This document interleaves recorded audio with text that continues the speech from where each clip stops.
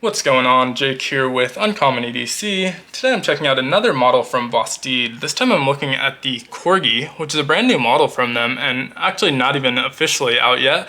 This is up for pre-order. That pre-order closes in a couple days on February 28th, which is one of the reasons I wanted to put this out a little bit sooner than later. Is usually I like to hold on to a knife for a few weeks, handle it, familiarize myself with it, see if it has any issues, use it a little bit before I make a video. I do make exceptions to that, and this was one of them, being that the pre-order is about to close, and I'm not sure why I even have this, to be honest. So I pre-ordered it when the pre-orders opened and got my shipping the same day, and it wasn't just me. Everyone who pre-ordered it so far, they shipped it out, and so don't know what the point of the pre-order was rather than just doing a drop, but in any event, it closed in a few days, and historically their models have sold out on occasion, and so did want to get a video out in case people were thinking about checking it out, wanted a little bit more information on them, but most likely they'll still be in stock, and even if they're not, they typically restock them as well pretty quickly. So this is a really clean design from them, really symmetrical design, and I'd classify it, I guess, as a gentleman's carry. It's a really classy look overall. In that closed position is super symmetrical.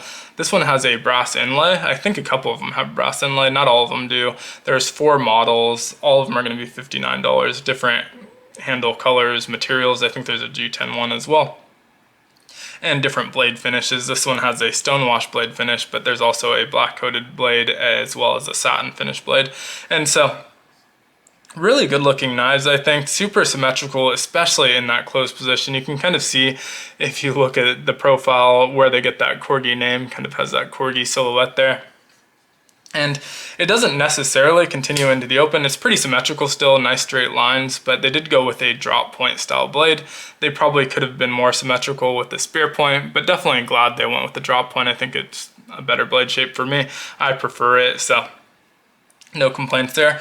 But you do have dual flipper tabs, both a front flipper and a standard flipper tab, which is nice because it adds to the symmetry, but also gives you a couple different options for deployment. They're both super smooth. You can see flip, no problem there. I'm not super great at front flipping, but able to front flip this one pretty well as well. And then you have that button lock style deployment where you can just hold the button, flip it open, flip it closed. It is not a button lock though. They call this their Trek lock, which I don't know exactly what that means. The Raccoon that I just did the video on had a plunge lock, which functioned and looked exactly the same as this. So something internally has to be different for them to be changing the name. It's not just a name change because they also have a patent filed for it. I reached out on Instagram, haven't heard back yet, just to see what the differences are between their plunge lock and their Trek lock, but hopefully I'll hear back. But assuming it's something that adds a little bit of security to that lockup or changes the function internally a little bit, but externally it's going to function just like any button lock. I will mention that out of the box, the action was not as smooth as what you're seeing. It was actually, I wasn't able to flip it or flip it closed.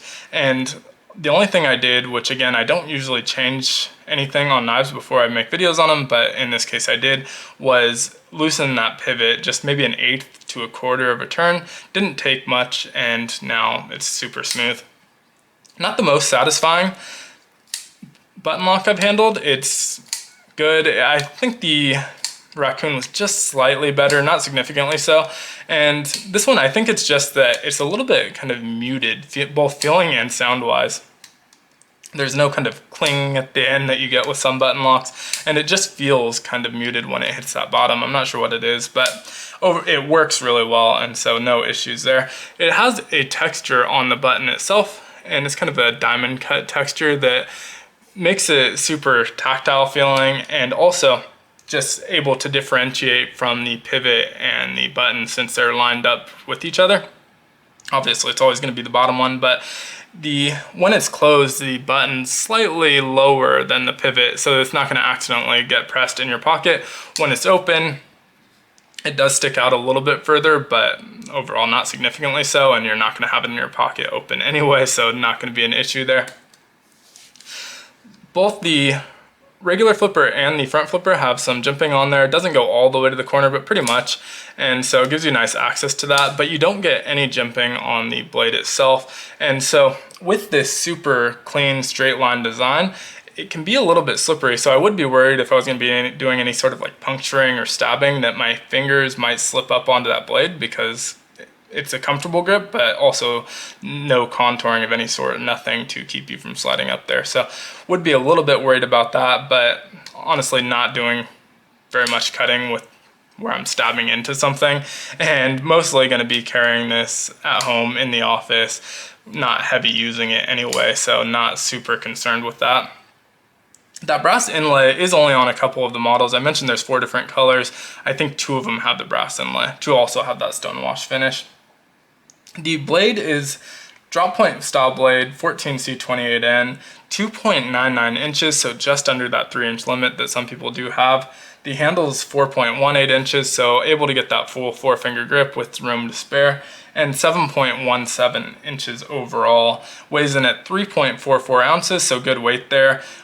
The oddest choice I think of all really was that it's a very ambidextrous knife with both the front flipper and the standard flipper. That button lock is a very ambidextrous style lock, or I guess Trek lock is what they call it, but they decided not to go with a reversible pocket clip. So it is a deep carry pocket clip and decent pocket clip overall, not fully deep carry, you have a little bit exposed there, but decided not to make it reversible. I'm sure that was an aesthetic choice over a function choice, but it would have been nice to have that option for the lefties. I'm not left-handed, so not a deal breaker for me, but it definitely could be a deal breaker for some since it's not reversible, and otherwise would have been a really great ambidextrous knife.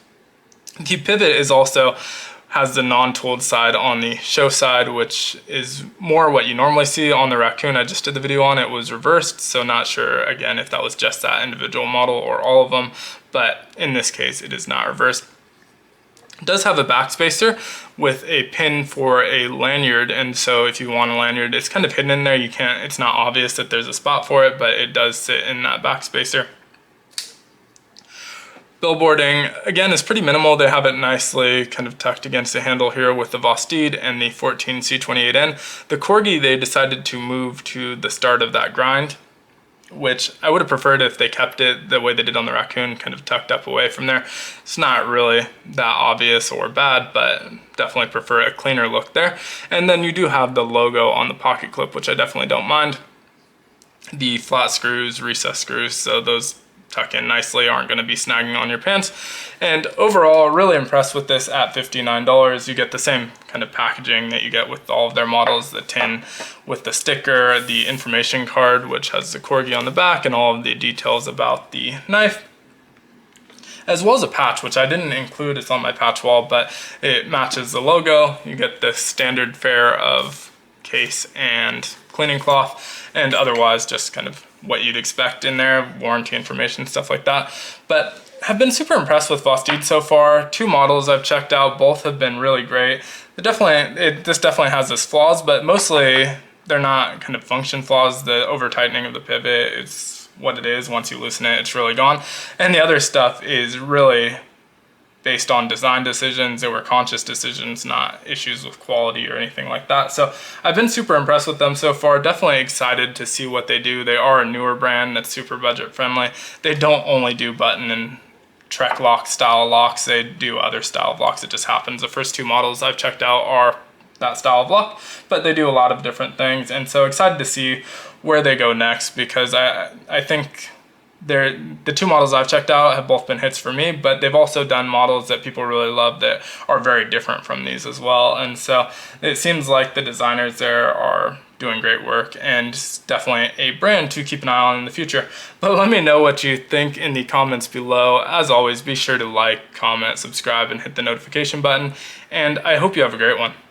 Take care.